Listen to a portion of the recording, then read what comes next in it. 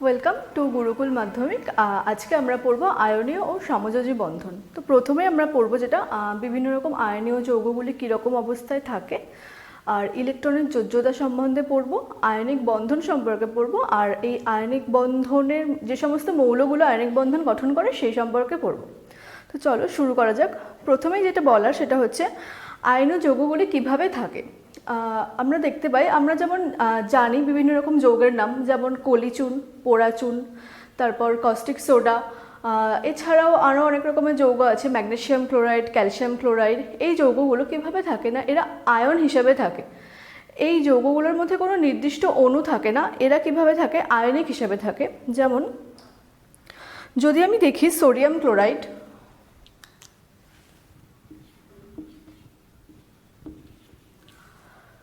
Sodium ক্লোরাইডে এই sodium আর chloride এরা পরস্পরের সাথে আয়নিক বন্ধনের মাধ্যমে যুক্ত থাকে। ঠিক আয়নিক বন্ধন না, এরা একে অপরকে ইলেকট্রন দান করে আর ইলেকট্রন গ্রহণ করে বিভিন্ন কেলাসের মধ্যে থাকে। এবার এই আয়নীয় যৌগগুলোর কিছু ধর্ম আছে। প্রথমেই যে ধর্মগুলো, সব থেকে প্রথম হচ্ছে এই যৌগগুলো কঠিন হিসাবে থাকে। প্রথমত এদেরকে কঠিন হিসাবে পাওয়া যায়। কঠিন বলতে কঠিনের মধ্যে এরা কেলাস গঠন করে থাকে।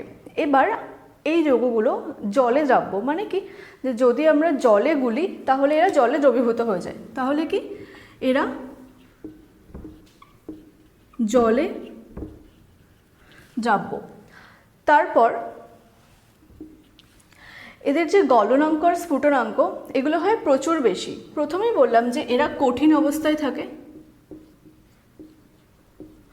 কঠিন অবস্থায় থাকার জন্য এদের গলনাঙ্ক আর স্ফুটনাঙ্ক প্রচণ্ড বেশি হয়, মানে অত্যাধিক উষ্ণতায়। যেমন ধরো মোটামুটি যদি 800 ডিগ্রি সেন্টিগ্রেড উষ্ণতা বা 900 ডিগ্রি বা তারও বেশি উষ্ণতায় এরা হচ্ছে এদের গলনাঙ্ক বা স্ফুটনাঙ্ক আছে। মানে এই উষ্ণতায় গেলে এরা সাধারণত গলে যাবে বা ফোটালে ফুটবে বা বাষ্পে পরিণত হবে।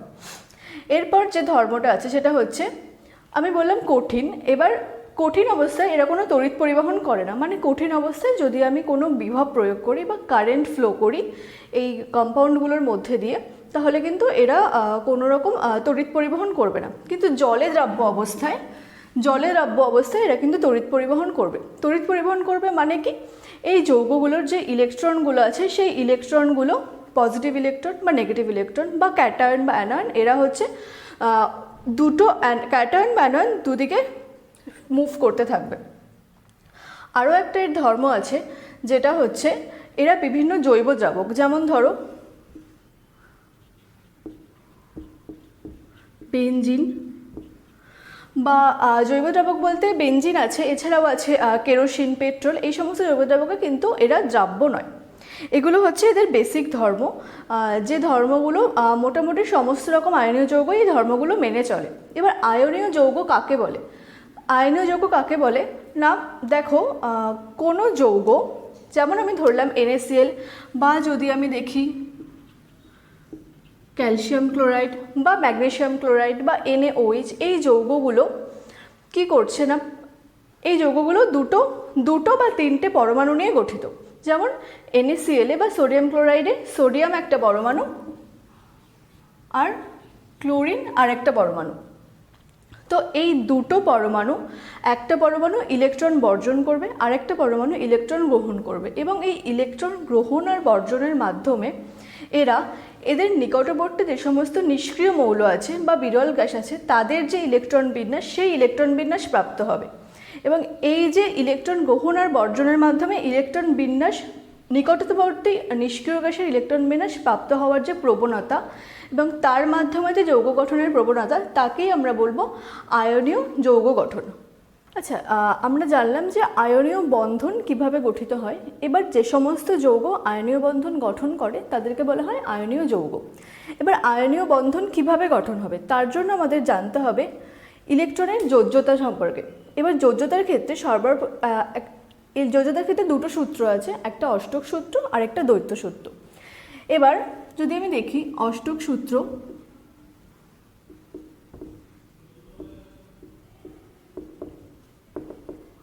অষ্টক সূত্র কি বলছে না, কোনো একটা পরমাণুর ইলেকট্রনীয় কক্ষে যদি সব থেকে বাইরের কক্ষে 8টা ইলেকট্রন থাকে, তার মানে কি সব থেকে বাইরের কক্ষে যদি 8টা ইলেকট্রন থাকে তাহলে সেই যৌগটি হচ্ছে সব থেকে সুস্থিত। এবার পর্যায় সারণী চ্যাপ্টারে আমরা কি পড়েছিলাম না, বিভিন্ন বিরল গ্যাসগুলো বা নোবেল গ্যাস যেমন হিলিয়াম, নিয়ন, আর্গন, জেনন, এই গ্যাসগুলোর মধ্যে এরা হচ্ছে সব থেকে সুস্থিত এবং এর জন্য এদের নোবেল গ্যাস বলা হয়। তো আমি যদি দেখি নিয়ন যদি নিই তাহলে আমরা কি জানি, নিয়নের ইলেকট্রন সংখ্যা হচ্ছে 10। এবার যদি আমি ইলেকট্রনের কক্ষপথের মধ্যে ইলেকট্রনগুলোকে যদি লিখি তাহলে কি হবে, ইলেকট্রন বিন্যাস কি 2, 8, মানে কে কক্ষে 2টো ইলেকট্রন আর এল কক্ষে 8টা ইলেকট্রন। তার মানে কি সব থেকে শেষ কক্ষপথে, নিয়নের সব থেকে শেষ কক্ষপথে 8টা ইলেকট্রন আছে, তার মানে নিয়ন হচ্ছে সুস্থিত মৌল। ঠিক আছে,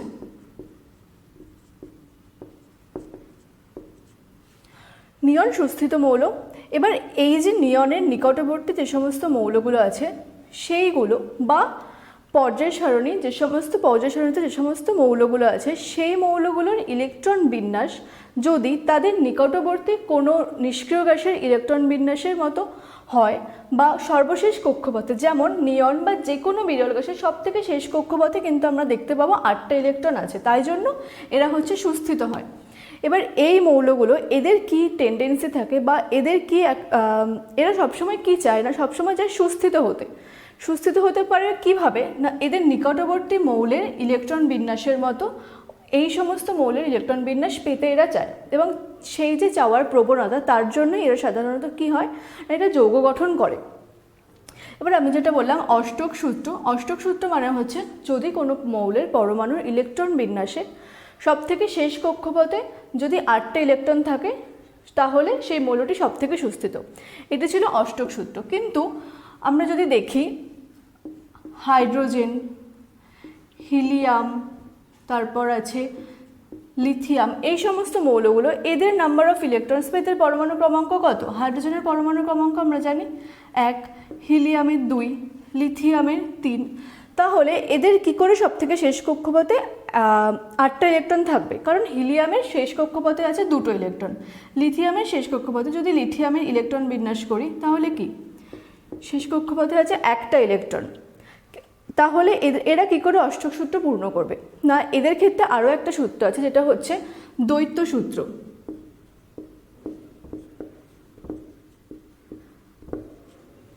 দ্বৈত সূত্র মানে কি, সব থেকে শেষ কক্ষপথে যদি কোনো মৌলের সব থেকে শেষ কক্ষপথে 2টো ইলেকট্রন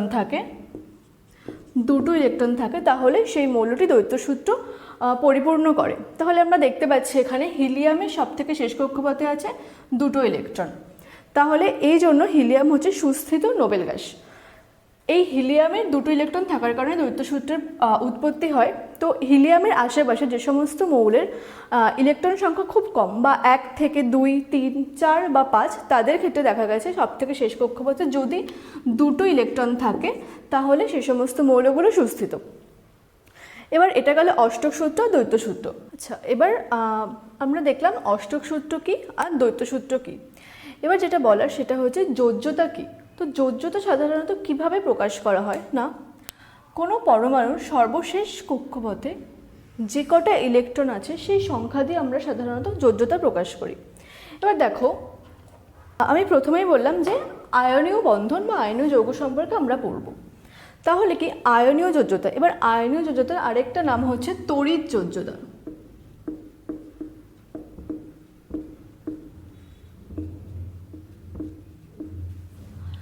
সেটা কি না, আমি বললাম যে একটা যৌগ কি করে, সেই কোনো যৌগের মধ্যে ধরে নিলাম আমি NaCl একটা যৌগ, এই যৌগের মধ্যে সোডিয়াম বা ক্লোরিন কোনো একটা পরমাণু ইলেকট্রন দান করবে আর কোনো একটা পরমাণু ইলেকট্রন গ্রহণ করবে। তাহলে কি সোডিয়াম আর ক্লোরিন দুজনেই একটা নাম্বার অফ ইলেকট্রন দান করবে বা গ্রহণ করবে। কে দান করবে বা কে গ্রহণ করবে সেটা আমি পরে বলছি, কিন্তু আমরা এখানে কি প্রথমে কি না সোডিয়াম হয় ইলেকট্রন দান করবে বা গ্রহণ করবে। তো আমি ধরে নিলাম একটা নাম্বার অফ ইলেকট্রন এরা ছাড়বে বা অ্যাকসেপ্ট করবে। ক্লোরিনও একটা নির্দিষ্ট নাম্বার অফ ইলেকট্রন গ্রহণ করবে বা সোডিয়ামকে দেবে। ঠিক আছে, এবার যোজ্যতা কি না, প্রত্যেকটা পরমাণু যে নাম্বার অফ ইলেকট্রনটা গ্রহণ করছে বা দিচ্ছে সেইটা হচ্ছে তড়িৎযোজ্যতা বা আয়নীয় যোজ্যতা। যেবার যদি আমরা দেখি, আমি প্রথমেই একটা উদাহরণের সাহায্যে দেখাচ্ছি। প্রথমেই আমি NaCl পরমাণু নিয়েই বলছি। দেখো, প্রথমে আমাদের ভাবতে হবে সোডিয়াম আর ক্লোরিনের নাম্বার অফ ইলেকট্রনস কত।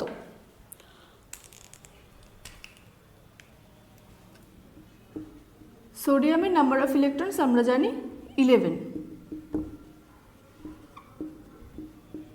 11। আর ক্লোরিনের ক্ষেত্রে নাম্বার অফ ইলেকট্রনস 17। এবার যদি আমি এদের ইলেকট্রন বিন্যাস করি তাহলে কি দাঁড়াবে? সোডিয়ামের ক্ষেত্রে কি আসছে? 2, 8, 1।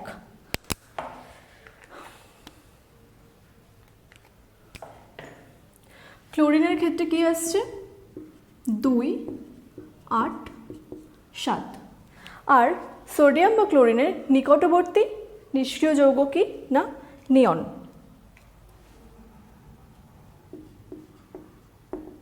যার নাম্বার অফ ইলেকট্রন 10 আর ইলেকট্রন বিন্যাস 2, 8।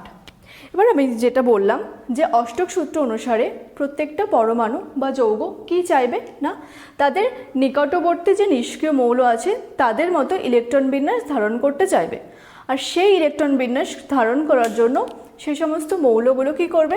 ওদের যত সংখ্যক ইলেকট্রন বর্জন বা গ্রহণ করার দরকার সেটা কিন্তু তারা করবে। আর এইভাবে কোনো আয়নীয় যৌগ বা তড়িৎযোজী যৌগ গঠন হবে। এবার যোজ্যতা বলতে কি বুঝবো? আমি এবার লিখছি সোডিয়ামের নাম্বার অফ ইলেকট্রনস আমি লিখছি।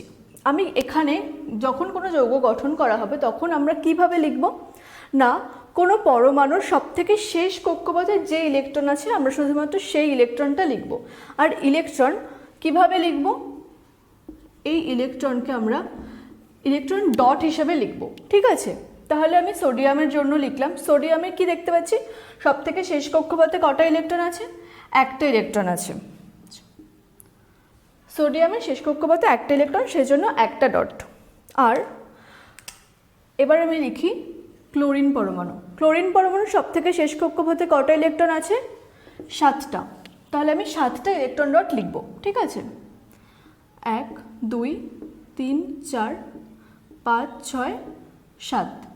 ঠিক আছে, এবার দেখো আমরা দেখতে পাচ্ছি এখানে কি না, যদি সোডিয়াম পরমাণু এই একটা ইলেকট্রন ডট যদি বর্জন করে দেয় বা বার করে দেয় কক্ষপথ থেকে, তাহলে সোডিয়াম পরমাণুর ইলেকট্রন বিন্যাস কি দাঁড়াবে? 2, 8। একটা ইলেকট্রন যদি বর্জন করে তাহলে সোডিয়াম পরমাণুর ইলেকট্রন বিন্যাস হবে 2, 8, যেটা নিয়নের সাথে সমান। তার মানে কি, যদি সোডিয়াম একটা ইলেকট্রন বর্জন করে তাহলে কিন্তু সোডিয়াম পরমাণু সুস্থিত হয়ে যাবে। আর যদি ক্লোরিনের ক্ষেত্রে দেখতে পাই, ক্লোরিনের ক্ষেত্রে সর্বশেষ কক্ষপথে কটা ইলেকট্রন আছে? অলরেডি আমরা দেখতে পাচ্ছি 7টা ইলেকট্রন আছে। তাহলে কি, ক্লোরিন যদি একটা ইলেকট্রন গ্রহণ করে তাহলে এর শেষ কক্ষপথে কটা ইলেকট্রন দাঁড়াবে? 8টা ইলেকট্রন। তখন এর ইলেকট্রন বিন্যাস হবে 2, 8, 8, যার এটি নিষ্ক্রিয় পরমাণু আর্গনের সমান। তাহলে দেখতে পাচ্ছি আমরা, যদি সোডিয়াম একটা ইলেকট্রন বর্জন করে আর ক্লোরিন একটা ইলেকট্রন গ্রহণ করে তাহলে কিন্তু দুজনেই সুস্থিত ইলেকট্রন বিন্যাস প্রাপ্ত হয়। আচ্ছা, তোমরা সবার আগে কনসেপ্টটা বা ধারণাটা কিভাবে কোনো যৌগ গঠন হচ্ছে সেইটা সবার আগে ক্লিয়ার করো, সেটা বোঝো। আর ডেসক্রিপশন বক্সে এর নোটস দেওয়া থাকবে, সেটা দেখবে ভালো করে। কিন্তু তার আগে যেটা আমি বলছি সেটা আগে দেখো ভালো করে। তো যেখান থেকে আমি শেষ করেছিলাম যে সোডিয়াম যদি একটা ইলেকট্রন বর্জন করে বা ক্লোরিন যদি একটা ইলেকট্রন গ্রহণ করে তাহলে দুজনেই সুস্থিত হয়। তো সেই রকমভাবে দেখতে গেলে সোডিয়ামে এই ইলেকট্রন, সোডিয়াম কি করলো? ক্লোরিনকে দান করলো। তারপর সোডিয়াম প্লাস ক্যাটায়নে পরিণত হলো। প্লাস কেন হলো? কারণ সোডিয়াম তার কক্ষপথ থেকে একটা ইলেকট্রন বর্জন করেছে। কিন্তু আমরা কি জানি, কোনো নিউক্লিয়াসে প্রোটন নিউট্রন থাকে। সোডিয়াম তো একটা ইলেকট্রন বর্জন করলো, কিন্তু ওর নিউক্লিয়াসে তো সেই 11টা প্রোটনই রয়েছে। তার জন্য প্রোটন রয়েছে নিউক্লিয়াসে 11টা, কিন্তু কক্ষপথে সবথেকে শেষ কক্ষপথ থেকে ও একটা ইলেকট্রন ক্লোরিনকে দিয়েছে। তাহলে ওর যেহেতু ওর প্রোটন সংখ্যা সমান আছে সেই জন্য, আর ইলেকট্রন সংখ্যা একটা কমে গেছে, সেই জন্য আমরা লিখব কি সোডিয়ামের মাথায় পজিটিভ চার্জ, ঠিক আছে। আর কি ক্লোরিন একটা ইলেকট্রন গ্রহণ করলো। ক্লোরিনের তাহলে কটা ইলেকট্রন হলো এখন? 8টা ইলেকট্রন।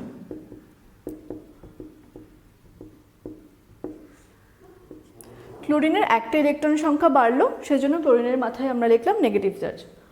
বুঝতে পারছো তো?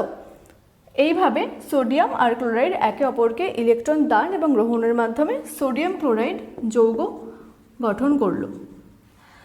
তাহলে এখানে আমরা দেখতে পাচ্ছি কি না, সোডিয়াম একটা ইলেকট্রন বর্জন করলো তার সবথেকে শেষ কক্ষপথ থেকে, আর ক্লোরিন একটা ইলেকট্রন গ্রহণ করলো তার সবথেকে শেষ কক্ষপথে। তাহলে এই সোডিয়াম ক্লোরাইড যৌগটির তড়িৎ যোজ্যতা তাহলে কত হবে? এর যোজ্যতা হবে 1।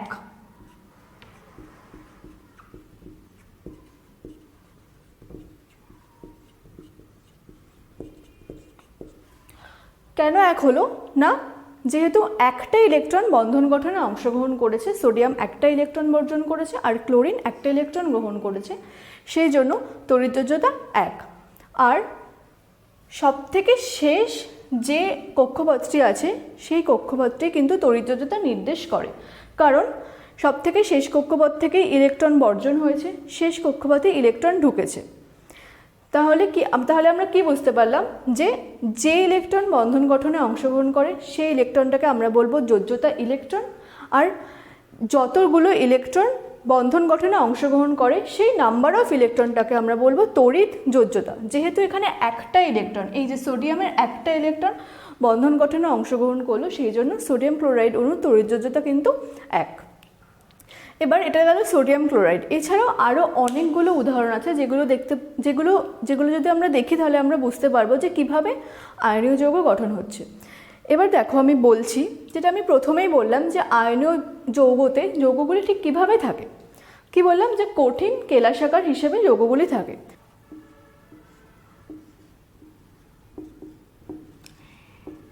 NaCl যৌগে কোনো সোডিয়াম পরমাণু বা কোনো স্বতন্ত্র অণু, যাকে বলে স্বতন্ত্র অণু, মানে NaCl এর কোনো অস্তিত্ব নেই। এই রকম NaCl এর কোনো অস্তিত্ব কিন্তু নেই। কি আছে? সোডিয়াম পরমাণু আর ক্লোরিন পরমাণু, বা সোডিয়ামের ক্যাটায়ন আর ক্লোরিনের অ্যানায়ন কিন্তু একে অপরের সাথে পরপর যুক্ত হয়ে, বা অনেকগুলো সোডিয়াম আর ক্লোরাইড অ্যানায়ন আর ক্যাটায়ন পরপর বসে কি গঠন করে? একটা 3D স্ট্রাকচার বা ত্রিমাত্রিক গঠন করে এরা কেলাসাকার যৌগ হিসেবে কিন্তু অবস্থান করে। তাহলে কি এখান থেকে কি কোয়েশ্চেন আসতে পারে? এটাই হচ্ছে এখন প্রশ্ন, যে আমি তো দেখতে পারলাম যে কিভাবে কোনো আয়নীয় যৌগ গঠন হচ্ছে, কিভাবে ইলেকট্রন দান করছে, গ্রহণ করছে, যোজ্যতা কত। এবার এখান থেকে কি কোয়েশ্চেন আসতে পারে না, দেখো প্রথমেই কোয়েশ্চেন আসতে পারে অষ্টক সূত্র কি বা দ্বৈত সূত্র কি আসতে পারে। এরপর যেটা আসতে পারে যে এই যে আমি দেখালাম যে সোডিয়াম ক্লোরাইড যৌগ গঠন, এই সোডিয়াম ক্লোরাইড যৌগ গঠন কিভাবে হচ্ছে সেটা কিন্তু আসতে পারে। এটা সবথেকে ইম্পর্টেন্টলি আসতে পারে। তখন কিন্তু এইভাবে ঠিক দেখাতে হবে, এই একটা ইলেকট্রন এইভাবে আরেকটা পরমাণুতে যাচ্ছে এবং তারপর আয়ন গঠনের মাধ্যমে এরা হচ্ছে অণু গঠন করছে। তো এই ধরনের আরও অনেক উদাহরণ আমি দেখাচ্ছি, কিন্তু সেগুলো সমস্ত ডেসক্রিপশন বক্সে কিন্তু দেওয়া আছে, কোয়েশ্চেনগুলোও দেওয়া আছে। আরও কি ইম্পর্টেন্ট কোয়েশ্চেন হতে পারে, যোজ্যতা কত আসতে পারে, আয়নীয় যৌগ কাকে বলে বা যোজ্যতা কাকে বলে, যোজ্যতা ইলেকট্রন কি হতে পারে, এই সম্পর্কে সমস্ত কোয়েশ্চেন ডেসক্রিপশন বক্সে দেওয়া আছে। তোমরা শুধু কি করবে, এখান থেকে কনসেপ্টটা বোঝো, ঠিক আছে। তো দেখো আমরা দেখলাম সোডিয়াম ক্লোরাইড কীভাবে আয়নীয় যৌগ গঠন করে। এবার আমরা আরও কয়েকটা উদাহরণ দেখব। প্রথমে আছে ক্যালসিয়াম অক্সাইড। ক্যালসিয়াম অক্সাইডও কিন্তু আয়নীয় যৌগ গঠন করে। প্রথমে জানতে হবে কোন কোন যৌগ আয়নীয় যৌগ গঠন করে। একটা উদাহরণ দিলাম আমি, সোডিয়াম ক্লোরাইড।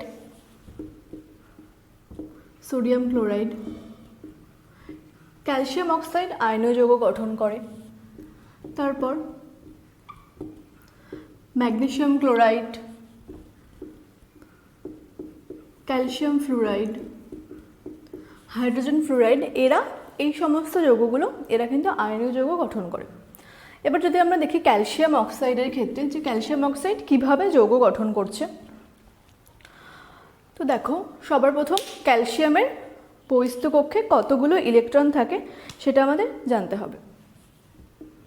যদি ক্যালসিয়ামের ইলেকট্রন বিন্যাস করি তাহলে ইলেকট্রন বিন্যাস কি 2 8 8 2।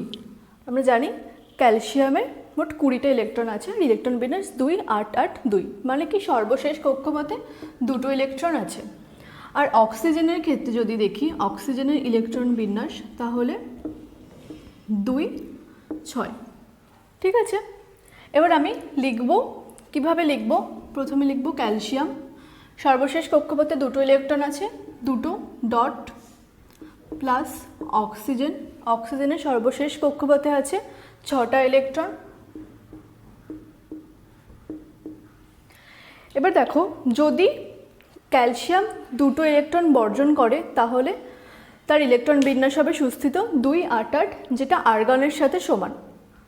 আর যদি অক্সিজেন দুটো ইলেকট্রন গ্রহণ করে তাহলে অক্সিজেনের ইলেকট্রন বিন্যাস হবে 2 8, যেটা নিয়নের সাথে সমান। তাহলে কি দুটো ইলেকট্রন ক্যালসিয়াম বর্জন করলে সুস্থিত ইলেকট্রন বিন্যাস লাভ করবে, অক্সিজেন দুটো ইলেকট্রন গ্রহণ করলে সুস্থিত ইলেকট্রন বিন্যাস লাভ করবে।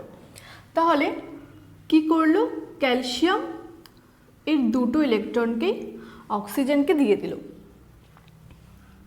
ক্যালসিয়াম দুটো ইলেকট্রন যদি বর্জন করে তাহলে সে হবে ক্যালসিয়াম 2+, মানে দুটো প্রোটন ক্যালসিয়ামের বেশি, সেই জন্য ক্যালসিয়াম 2+ ক্যাটায়ন গঠন করলো। আর অক্সিজেন যেহেতু দুটো ইলেকট্রন গ্রহণ করলো তাই অক্সিজেন 2-, এটা হলো ক্যালসিয়াম অক্সাইড যৌগ। ঠিক আছে, এইভাবে ক্যালসিয়াম অক্সাইড যৌগ গঠন হবে। এইভাবে তোমাদের দেখাতে হবে, কিন্তু কোয়েশ্চেন আসলে এইভাবে দেখাতে হবে। ইলেকট্রন দিল, অক্সিজেন ইলেকট্রন গ্রহণ করলো, ক্যাটায়ন আর অ্যানায়ন তৈরি হলো, তারপর সেখান থেকে যৌগ গঠন হলো। এবার যদি আমরা দেখি ম্যাগনেসিয়াম ক্লোরাইড, ম্যাগনেসিয়াম ক্লোরাইডে দেখতে পাচ্ছি কি না, একটা ম্যাগনেসিয়াম পরমাণু আছে, তার সাথে ক্লোরিন পরমাণু আছে দুটো। তাহলে ম্যাগনেসিয়াম ক্লোরাইড কিভাবে ইলেকট্রন দান বা গ্রহণ করে কিভাবে যৌগ গঠন করবে?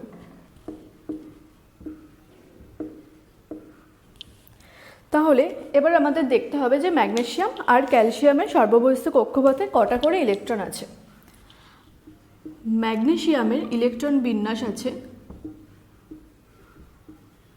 2 8 2, মানে ম্যাগনেসিয়ামের ইলেকট্রন সংখ্যা 12। আর ক্লোরিনের কত? 2 8 7 17। এবার ম্যাগনেসিয়াম ক্লোরাইডের দুটো ক্লোরিন পরমাণু, একটা ম্যাগনেসিয়াম পরমাণু আছে। তাহলে সবার প্রথম আমি এইভাবে লিখব, ম্যাগনেসিয়ামের দুটো ইলেকট্রন আছে, আমি এইভাবে লিখছি।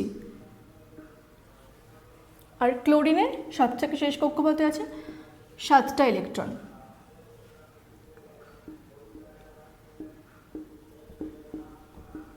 আরও একটা ক্লোরিন পরমাণু লাগবে, সেটা আমি এই দিকে লিখলাম।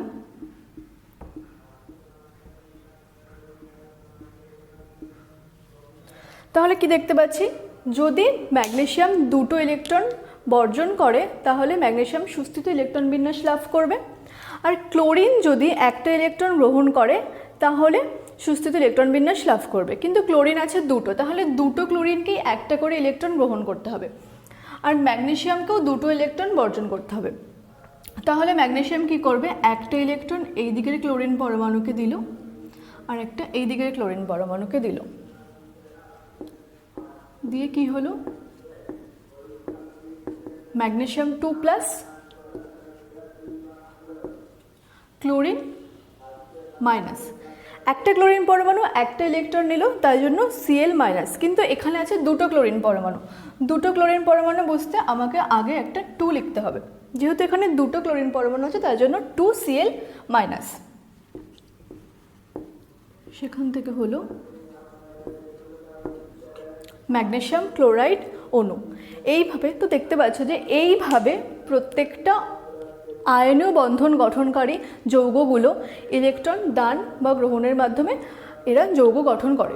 তো আমরা দেখতে পারলাম যে কিভাবে আয়নীয় যৌগ গঠন হয়। তো তো আজকের ক্লাসে এটুকুই থাকলো।